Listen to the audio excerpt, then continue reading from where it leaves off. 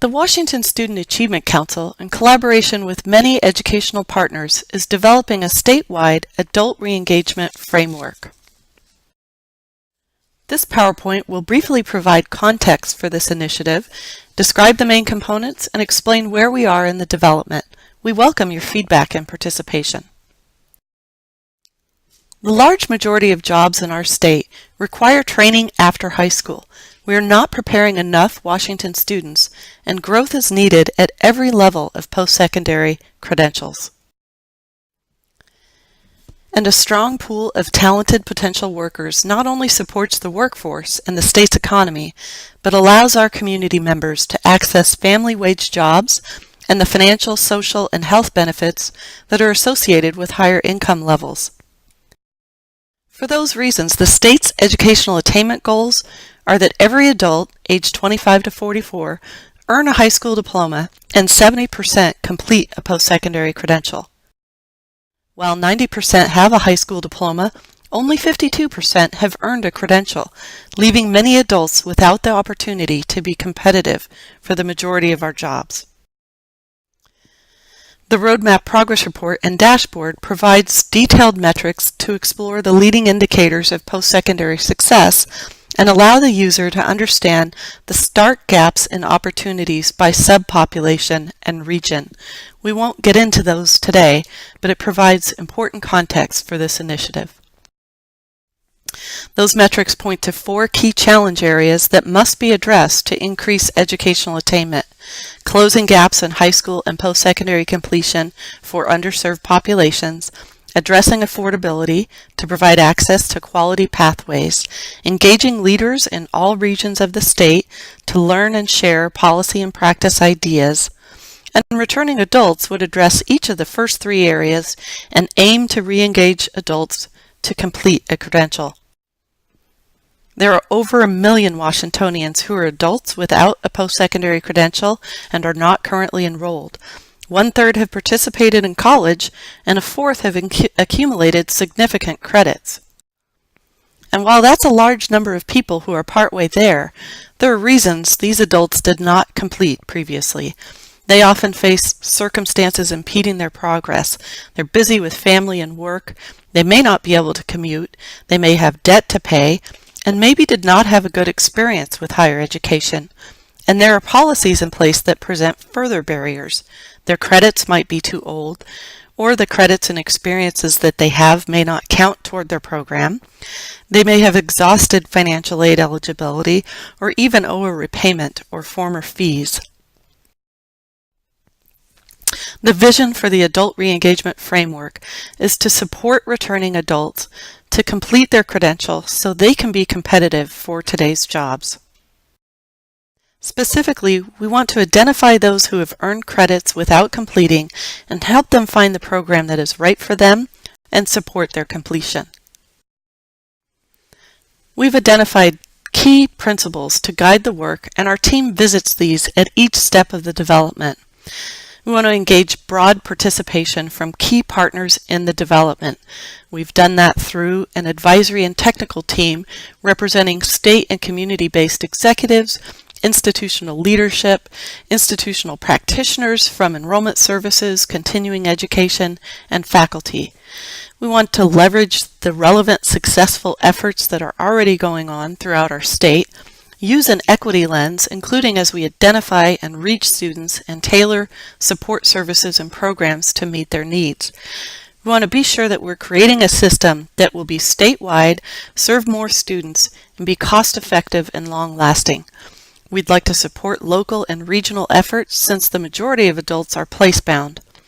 Campuses have a recruitment cycle, and this initiative needs to be sensitive to that. And finally, we need to remember and respond to the unique characteristics of adults and the hurdles that they face. We've organized the Adult Re-Engagement Framework into 3 main components: communication, cost, and completion. Communication includes determining our target population using state-level databases, developing an online tool, and implementing targeted outreach to connect former students to programs. Cost addresses affordability-related barriers, developing a microgrant to cover small dollar barriers and considering other benefits such as child care support, and addressing financial aid policies and programs. Completion supports the development of regional pathways, addresses enrollment barriers, and expands supports for returning adults. Gray will explain each component in more detail and where we are in the development. The first component of the adult re-engagement framework, and the one furthest along in development, is that of communications. As Rochelle mentioned, this component includes three pieces: the identification of students near completion using a state-level database, the development of an online tool to match prospective students to programs and generate leads to institutions, and targeted outreach to promote the initiative and connect target populations to the online tool and other available resources. Together with our advisory and technical teams, we have identified a set of criteria to narrow the scope among returning adult learners. Doing so allows us to target our resources toward outreach among those who meet all of the criteria within our defined scope. The scope will include Washington residents who are former financial aid recipients at least 20 years of age, those who have completed at least 25% of a 2- or 4-year credential but have yet to finish, and have been out of school for at least one academic year. Additionally, only those not currently in default on student loans or in financial aid repayment will be targeted. Using a state-level database of Washington students who have received need-based financial aid and cross-referencing with data from the National Student Clearinghouse, we plan to be able to identify and reach out to those who fall within our defined scope.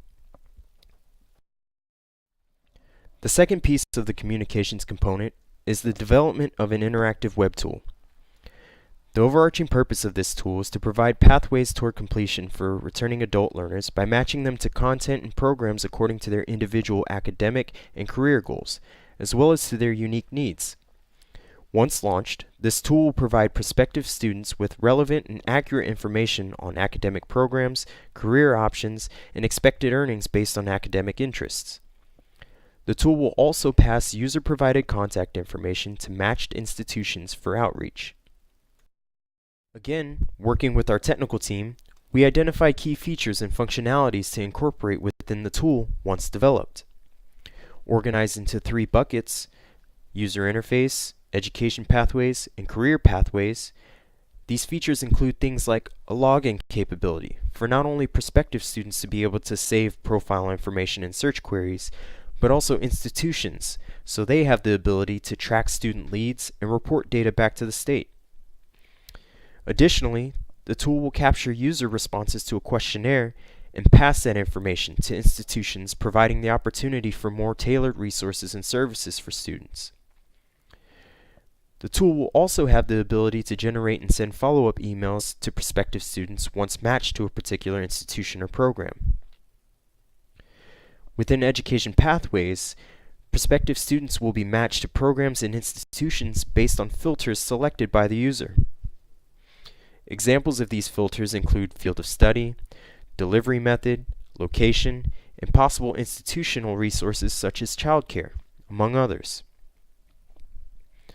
Additional possibilities for tool features include providing users with an estimated time to completion based on user-provided information, along with a transfer credit estimator, and point of contact information for prior learning assessments. For features concerning career pathways, WASAC has engaged the Workforce Training and Education Coordinating Board and the Employment Security Department to explore how we might leverage existing tools and resources like Career Bridge in the development of an adult re-engagement tool.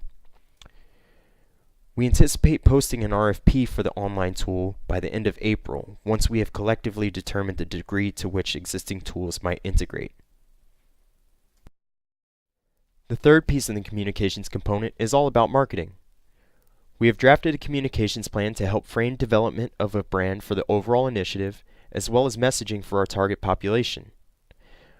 We have reviewed products and materials from other states and will begin messaging and brand development immediately after posting an RFP for the online tool.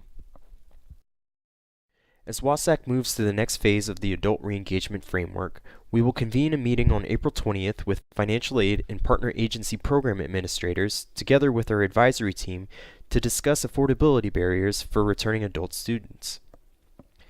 Divided into two parts, the first half of the meeting will explore current state academic progress policies to identify possible barriers to returning adult students.